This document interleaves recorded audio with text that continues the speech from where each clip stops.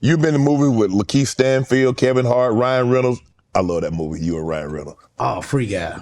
Free Guy was unbelievable. Free Guy is still.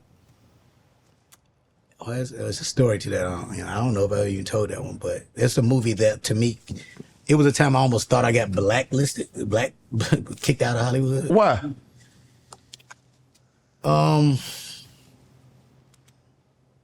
A producer I was working with, I won't say which film it was, but he was just doing too much. And, I checked him on it. He was being inappropriate, you know what I'm saying? He couldn't believe I called him. I'm like, man, yo, you tripping. Don't fucking do that again. Don't talk to her like that. Whatever. Mm-hmm. And this is before the Me Too shit. So, my motherfucker was like, oh, you don't know how Hollywood goes and blah, blah, blah. And luckily we was at the end of the movie, so right. Even if he wanted to kick me off, we done. This is the last day. Right. And so, we get into it, an argument about it, and he started telling all these people about me and saying all this fucked up shit. He was saying like I was bringing girls on set and all this other shit. Just lying, just because I called him out on his shit, because he was right. being fucking weird. Right. And he couldn't believe I did that. Right. But that shit pissed me off. I'm like, nah, you can't, that's wrong, bro. Mm-hmm. And man, he went around and man, he made his rounds. And so I thought I was done. I'm like, I gotta go back to Chicago. I just do stand up, they kick him out. Like I can't be his word. Right. And at the time Free Guy came around, and Sean Levy and Ryan, heard whatever. I'm like, man, I'm not gonna even get Free Guy now. Cause I just met with Sean. It was a go. Right. Yeah. I'm like, damn. And I remember my team calling me and they wanted me, they was giving me an option to apologize to the producer or make up men. But I was like, fuck that dude. If I get kicked out of it, I didn't even do shit. Right. So if I get kicked out of this shit for not doing, I didn't do anything. This motherfucker did. Right. So I'm about to get blacklisted for what? Because I said something to him? Mm-hmm. And so I was like, damn, I guess I'm done. And Ryan and Sean hit me up and was like, don't worry about that. You come ready to work, professional, do what you do, we got you. You give a fuck what he talking about. We know he's an asshole. And Free Guy was my olive branch in a way, was like, oh, I loved him for that. Mm-hmm. Because I thought I was out. You know what I'm saying? And and they took care of me, and I learned a lot. Like Ryan Reynolds is one of the most professional, dopest people, and that was a dad set too. Yeah, we all had our kids that so nice to my kids. Ryan had his daughters there, and Sean had his daughters in the movie, and like it was a family set, right. Man. And once again, and it was tough because when you do movies like Get Out. And I do movies like Free Guy, and I love organized productions and directors. And the motherfucker had a storyboard there, just organized. I love when I can just show up and just act, and it's like I'm just here to act, right? Because everything is so together.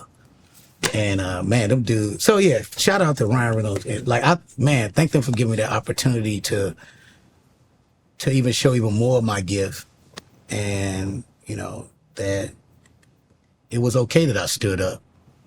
You know what I'm saying? Yeah, for sure.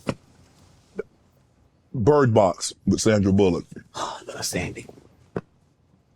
Could you? It went crazy. It was trending forever. When you're shooting it, could you get a sense? Nah, you do know this. It's Sandra Bullock, and she does well. Yeah. You know what I'm saying? So it's like, it's going to do good. Right. But when I tell you, we were all texting each other, Sandra Bullock. I was like, yo, is this a thing? Mm-hmm. People started walking around doing the videos. Right. I was like on vacation at the time. I took I used to take a once a year vacay for myself. Right. Because it came out around Christmas. Right. And so I was in Hawaii in the water, just reading, like, what the hell is going on? And it was #1. It was just, we broke records with that. You did? Yeah. The Sundance Music, the film festival. Brittany runs a marathon. Rel, think about, do you ever sit back and think, man, from Chicago to doing stand-up to, to movies and TV. Do you ever have you taken a chance to look back and reflect and see where you are now to where you came from? Man, when I tell you, Shannon, I do it all the time, and I'm so grateful. Like, people love to talk about evil and how you get things, the evilness of it, right? Yeah, I had to sell, somebody sold their soul into the Illuminati and this and that. Man, when I tell you God has showed up every single time, like every single time, like it blows my mind every single day, every single time God has just showed up. When my mother passed, I remember we were planning her funeral, and that was my first time. I'm the oldest, so I had to kind of like sit with my aunties, and I love them all for that. We planning a funeral, and it's tough. And my uncle walks in. I told you the Red Eye newspaper used to be in the Chicago Sun-Times. Guess who's on the cover of the Red Eye? Me. Didn't know it. That was gonna happen. Right. Okay. It was because the Just for Laughs festival, which I was telling you about, was in Chicago. That year. Okay. And they put me, wasn't even the biggest name, on the cover of the Red Eye to promote the festival. Wow. Didn't know that was gonna happen. He walks in with these stack of Red Eyes, and my uncle, one of them old black pants. Hey, Doc, you see what I told you, Doc? Told you, God got you, don't he, Doc? And I remember I had to like grab that and just walk out the room and just being like, I love moments where like God just be like, it's gonna be okay. And that was a moment where I wasn't sure if it was. But God always show up like that, like, damn, here we go. And once again, moments like Get Out was that moment. When we did the premiere for Get Out. Yes. When I walked the red carpet earlier, nobody knew who the fuck I was. Right. So everybody had one interview. Okay. I walked out that theater. The security had to walk me to my car. Wow. Because the people bum rushed me and my people I was with, my family. And I was just like, oh shit, what the fuck is gonna happen? It's just, I've say this, I've done a great job of taking in that moments. And so the moment where I had that moment, what you're talking about, that reflective moment, was that last special.